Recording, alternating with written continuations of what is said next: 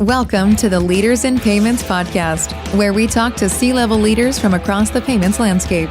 We'll be discussing the products and services that impact the payment space today, as well as trends and predictions for the future of payments. We will also hear stories from our guests about their journeys to the top. We see incredible uptake. So we are seeing more and more members using their points on micro and smaller transactions than we've ever seen before. We're seeing those members spend more on their card. And so it drives further loyalty back to the credit card company. And we see an increase in transaction size with the retailer and frequency. So by democratizing your value of your points, we are actually enhancing the member value, the customer value, and the retailer value.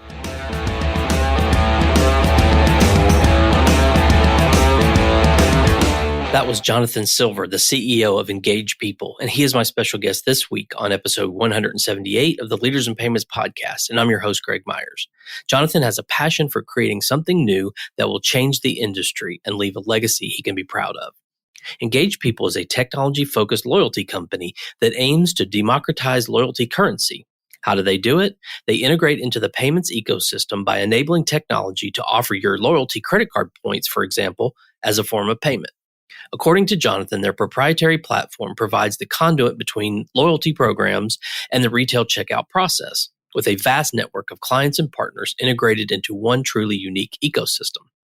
Jonathan and I go on to talk about his journey to becoming the CEO, including the two proprietary brands under the Engage umbrella, what the future of loyalty payments looks like, and how his passion for creating something impactful will eventually lead to a de facto payments offering for the loyalty currency market. We've got a great episode ahead, so let's get started.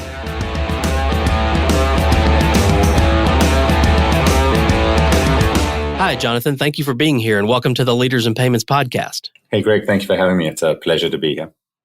Great. So let's dive right in. If you don't mind, tell our audience a little bit about yourself, maybe where you grew up, where you went to school, where you currently live, a few things like that. We'll circle back to your professional journey in a minute, but maybe just get us started with a few of the basics. Sure. So I grew up in Johannesburg in South Africa, moved to Toronto, Canada when I was 18 years old. So really did most of my growing up and maturing in Canada. Went to university in Toronto and have stayed here. Toronto's been a great place to grow up, to raise a family, and to start a company. So it's been a good journey and a good move into Canada.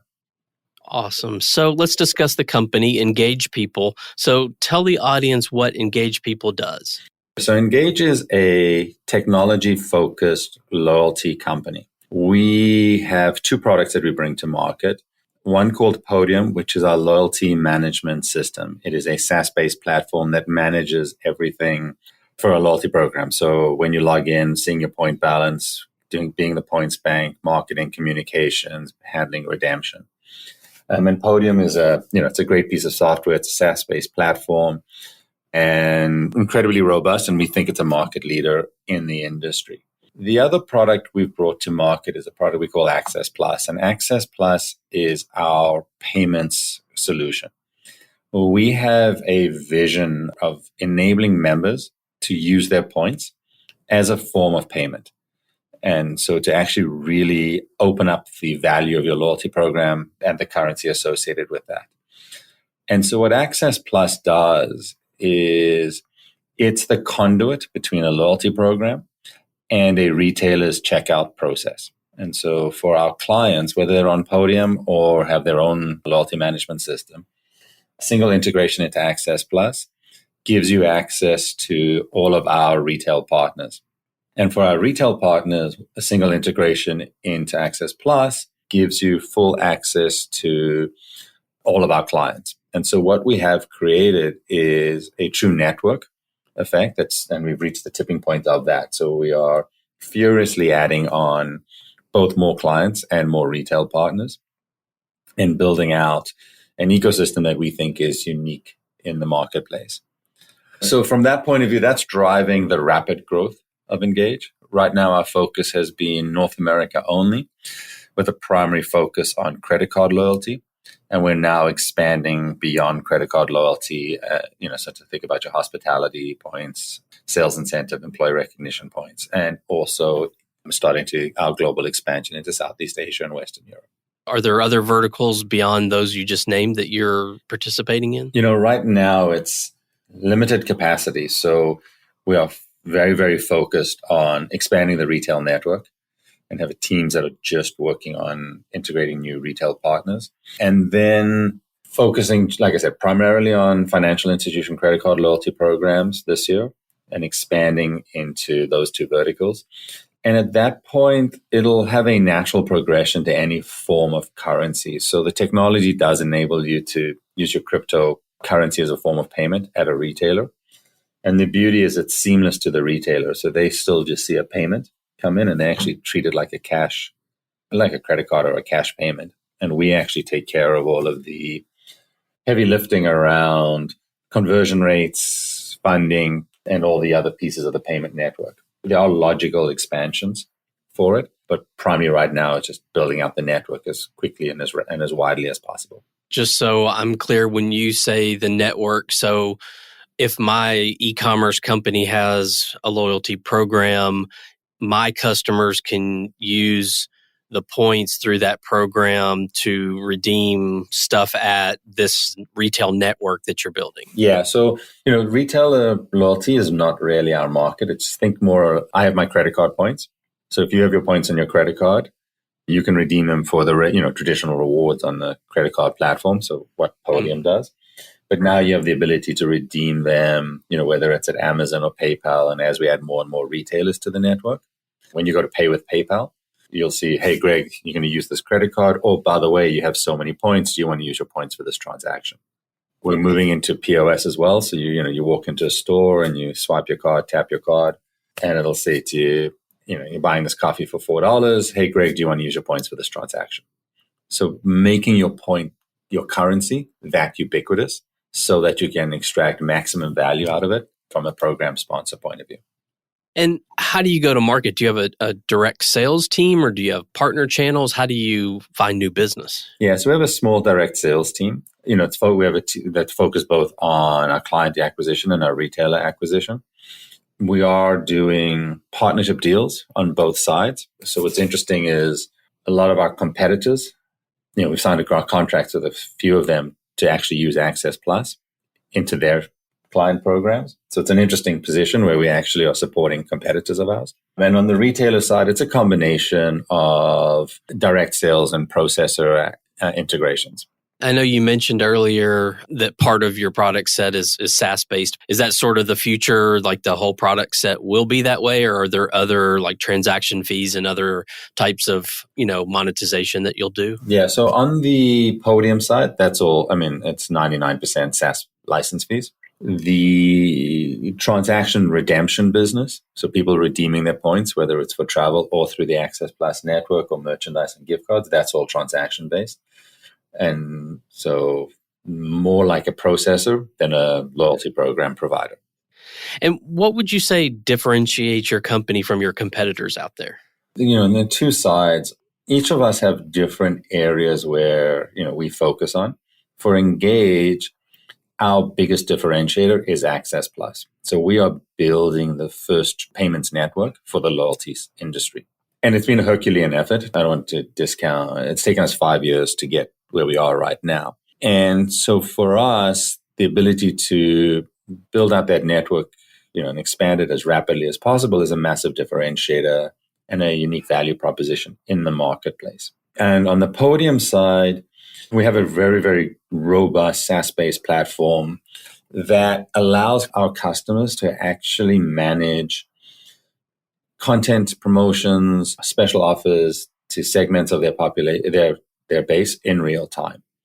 And so it is a true data-driven admin panel run platform. So you have the ability to turn around and say, hey, I want to run a promotion for customers who look like X.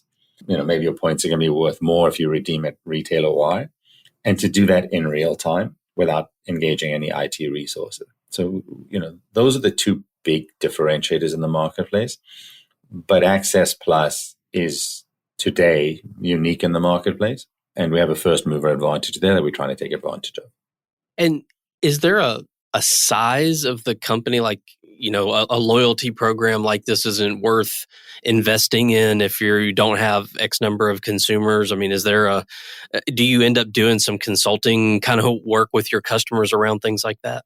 It's interesting. So on the Podium side, yes. Podium is an enterprise platform. So it is targeting tier 1 to maybe some large regional financial institutions or larger loyalty programs. On the Access Plus, it is built in a way that there are standardized APIs for both our customers and for our retail partners. And as long as people are coding to our APIs, there really isn't a minimum size requirement. We've just actually launched a small program, probably only has about 80,000 members on it a couple of weeks ago. We're launching one in the next couple of weeks that has 38 million members. So, it runs the gambit. For us, the key is to ensure that you can meet the standards required from our SLAs and our APIs, and then we're good to have anybody on board. Well, where do you see the industry, and you can you can answer this in either the payment side or kind of the loyalty side or both, but where do you see those industries or that industry headed in the next, say, 2 to 3 years? Look, we're a completely biased opinion, right? So let's start with the loyalty side. We are firm believers that unlocking the value of the currency has massive benefits for the program sponsor, for the members, and as well as the retail partners. And so we are driving further engagement and higher ROI member satisfaction by opening up currency as a form of payment. From a retailer point of view, we're giving them access to billions of dollars of currency that they were otherwise unable to get to in an efficient manner. On the general payment side, we're seeing more and more digitized, utilization of digital wallets. Those are, ubiquitous already. BNPL seems to have spiked and now reached its operating plateau is probably the right word. And so, just more seamless and frictionless payment options, right? And I just want to caveat, we are not experts in payments. We are loyalty industry experts. It's interesting because, you've got Starbucks, obviously, with sort of, their loyalty play and everything. How do you get companies and consumers to engage at that sort of level? Like, how do I log in to pay my credit card bill and I see I have points available. I don't know if 1,000 points is good or bad, or I don't know how to redeem that. I mean, it just seems to be a consumer challenge as well. Sure. So if you think about our vision, right, it's actually turning that on its head. I 100% agree with you that you go online. First of all, you forget to go online, or you're going to go do something and you're like, oh, I should have gone and redeemed for a gift card so I could buy that at Amazon. We're flipping that completely so that actually when you're in the checkout process, I will prompt you and say, hey, Greg, you're about to buy, whether it's a coffee or something at a large retailer, and say, hey, Greg, you're about to pay for this with your credit card. Do you want to use your points for 100% of the transaction or a piece of the transaction? Doesn't really make a difference to us. And by engaging you at that moment in time, I am bringing the value of your points to the forefront. So if you come back to your example, you don't know whether, what my points was a good deal, whether it was, and you forget about it. I'm going to prompt you at checkout, which says, you're about to buy this widget. Do you want to use your points for it? And as a consumer, you take a step back and say, oh, it's kind of free, right? It's an opportunity cost, but it's not really costing me money. So do those points have value to me in this transaction? And we see incredible uptake. So we are seeing more and more members using their points on micro and smaller transactions than we've ever seen before. We're seeing those members spend more on their card. And so it drives further loyalty back to the credit card company. And we see an increase in transaction size with the retailer and frequency. And so by democratizing your value of your points, we are actually enhancing the member value, the customer value, and the retailer value. That's fascinating to I would think that it's a technology challenge to build that. So I can understand why it's taken a while to build that, to be able to put those points in your checkout. That's a fascinating concept. Yeah, no, if you think about it at the beginning, we had an idea, right? We didn't have any clients and we didn't have any retail partners. And so that was the biggest challenge, right? Here's a great idea, but how do you get started?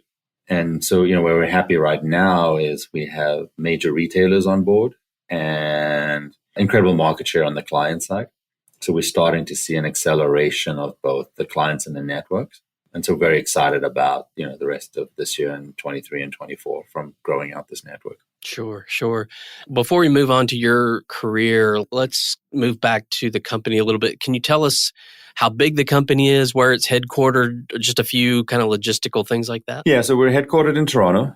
We have a significant development office in Perugia, which is in the middle of Italy. Great team there, and a couple of people in the US, mainly sales focused. We're about 133 people right now, growing rapidly. So, we're on track to grow another 40% next year. How did the whole COVID situation, did that make it easier, harder? Obviously more people were going online to buy things, but I'm not sure if that affected your business in a positive way immediately or if it really had much effect. Can you talk about that? Yeah, it had it had multiple effects on the organization. So from a transactional redemption, people stopped traveling and started redeeming more at retail. So we saw a spike in utilization, and we launched the Access Plus product in the middle of COVID.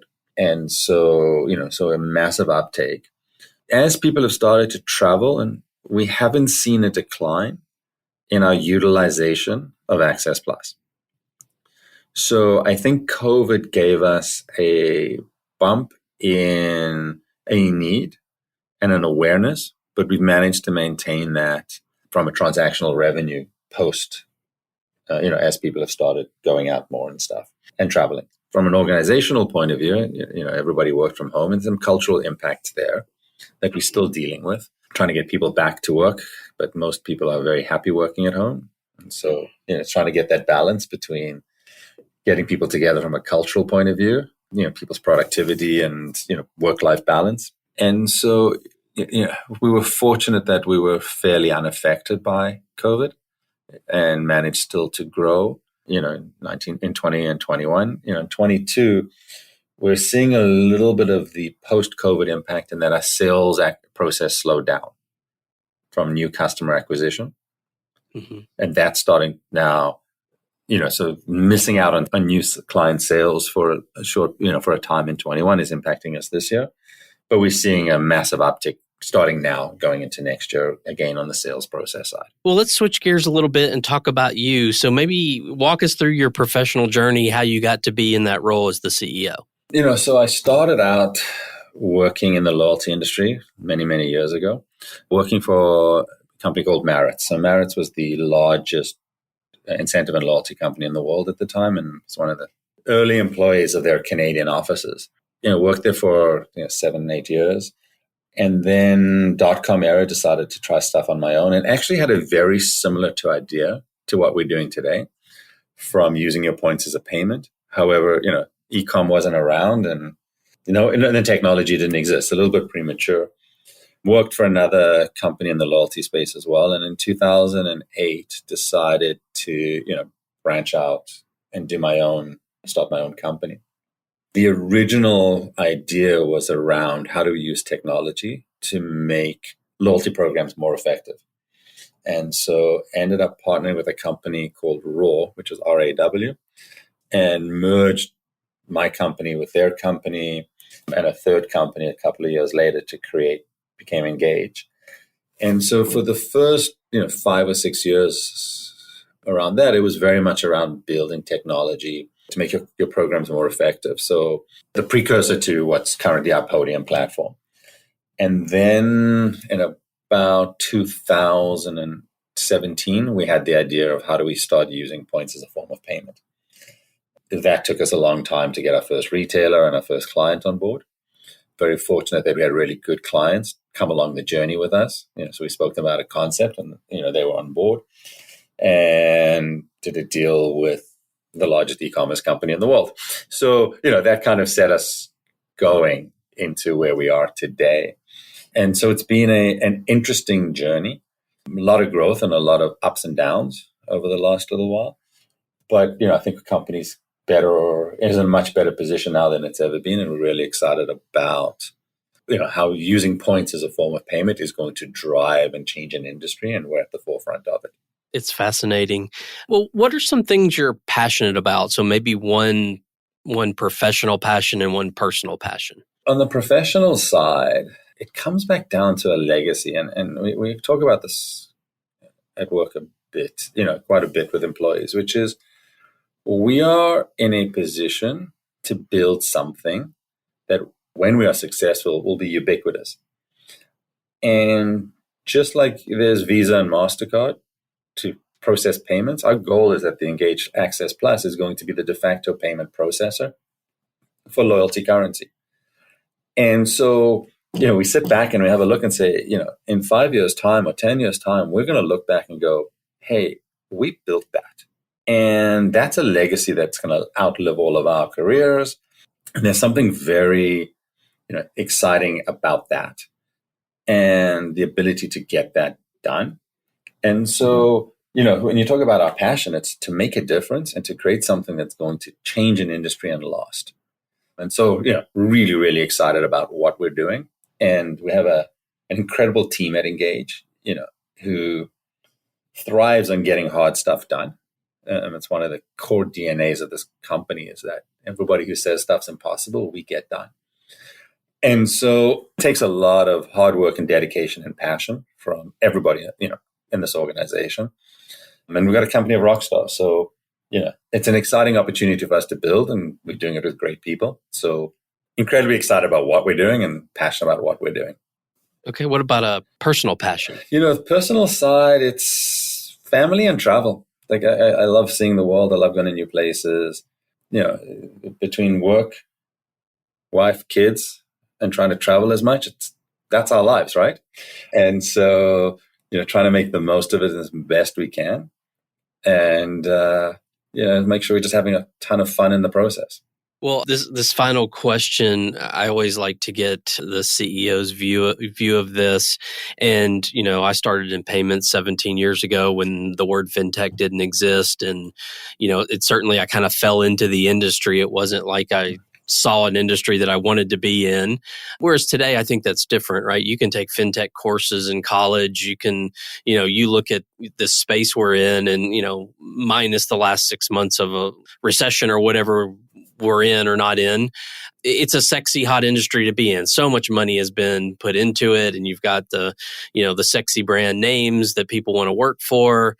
But the question is, if someone joins your organization or comes into the industry and maybe they're really young right out of college, what would you tell them they need to do to be successful? So you're going to spend, they'll tell you 8 hours a day, but it's way more than that working. You better love what you do